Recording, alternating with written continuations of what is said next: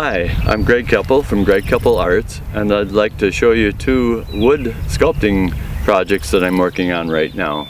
Believe it or not, this used to be a magnificent 40-foot tall white pine tree that came down in a storm in the fall of 2017. So this is what remains of the pine tree, and being a bird enthusiast, I decided to do a sculpture of a man with an owl on his head and bald eagle in his arms.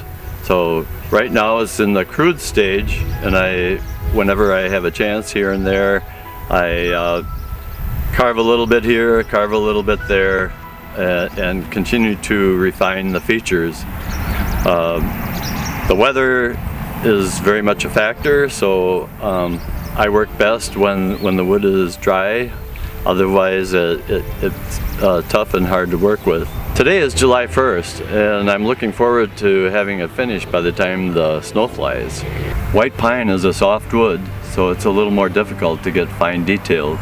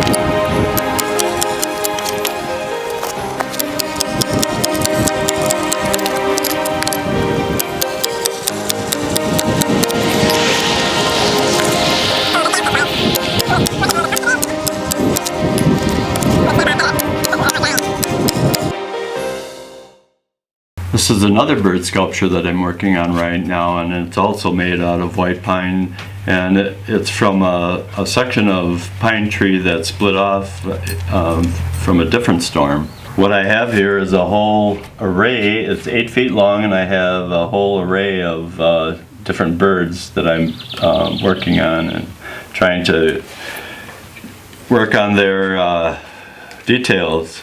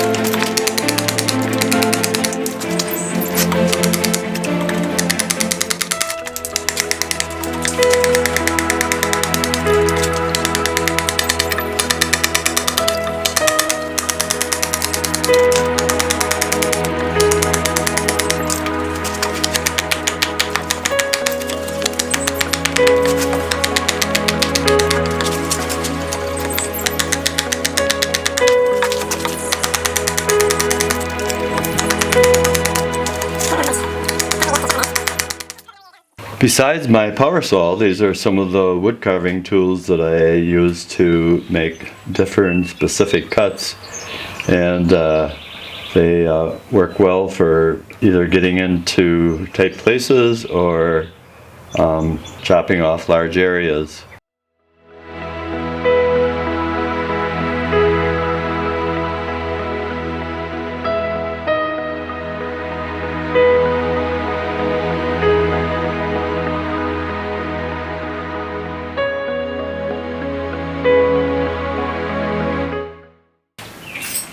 When I finally get to the end of my carving, what I'd like to do is use my wood burning kit to add more detail to the birds. In this sculpture, I found two totally unrelated pieces of wood.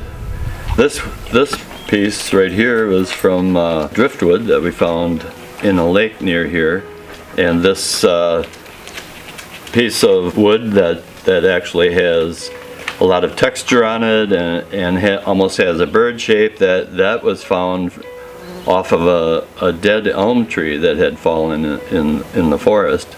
And they were two totally unrelated pieces, but they had bird forms.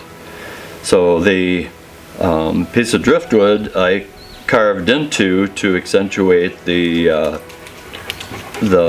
bill for the bird of prey. And then for the talons, I carved into the piece of driftwood and tried to show the talons sort of like it's closing and grasping. And I call this at death's door, because that's kind of like how I see it and how it is related to the way it's laid out. I used some glue and little blocks of wood to secure the two pieces together, and since this is a thin membrane, I felt that was the only possible solution for this, because I didn't want to use any screws or anything in there. And so I worked on it probably over a winter down in the basement, and along with the carving of the bill of the bird of prey, and also carving into its talons. That was probably the longest process of putting this together. Because I'm displaying it at this height, I still need to create a pedestal that it could set on to be displayed at this height. Right. Because I feel that people would probably be able to walk around it and actually get the whole experience of the bird as it's dying. I thought that the texture of this wing shape, and immediately when I found it, I could tell that it was a wing shape, and that's why I saved it, because I didn't want to destroy it. I just thought it was so neat that I couldn't let it go, so I brought it home. And then the same thing when I found the piece of driftwood.